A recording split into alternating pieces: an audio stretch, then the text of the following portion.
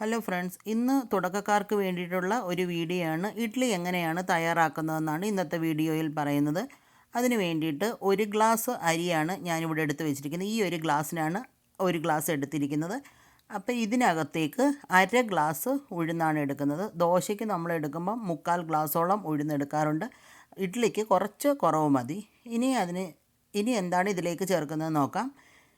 ഈ ഉഴുന്നും അരിയും ഇട്ടതിന് ശേഷം അതിലേക്ക് നമ്മളൊരു 2 നുള്ള് ഉലുവ ഇട്ട് കൊടുക്കുന്നുണ്ട്. ഒരു സോഫ്റ്റ്നെസ്സും ടേസ്റ്റിനും വേണ്ടിയിട്ടാണ് നമ്മൾ ഉലുവ ഇട്ട് കൊടുക്കുന്നത്. അതിന് ശേഷം ഇതിനെ നന്നായിട്ട് വാഷ് ചെയ്തിട്ട് 4 മണിക്കൂർ കുതിർക്കാനായിട്ട് വെക്കണം. ഇപ്പം നന്നായിട്ട് കുതിർന്ന അരി ഉഴുന്നുമാണിത്. ഇതിലേക്ക് കുറച്ച് മാത്രം വെള്ളം ഒഴിച്ച് നമുക്കിതിനെ ആട്ടിയെടുക്കണം. ഒരുപാട് വെള്ളം ഒഴിച്ച് ലൂസാകരുത്.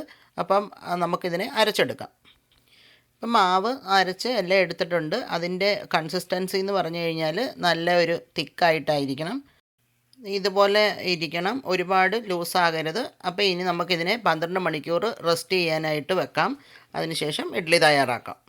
ഇഡ്ഡലിയുടെ ബാറ്റർ റെഡി ആയിട്ടുണ്ട്. ഇതിലേക്ക് ചേർക്കുന്നതിനായിട്ട് ചെറുതായിട്ട് കൊത്തി അരിഞ്ഞ പച്ചമുളക്, ഇഞ്ചി, കറിവേപ്പില എന്നിവയാണ് എടുത്തിരിക്കുന്നത്. ഇത് ഓപ്ഷണലാണ്.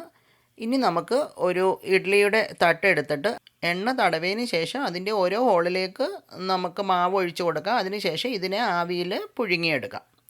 ആവിയിൽ പുഴുങ്ങിയെടുക്കുന്നത് കൊണ്ട് തന്നെ ദോശയെക്കാട്ടിലും നല്ല ഹെൽത്തിയാണ് ഇഡ്ഡലി.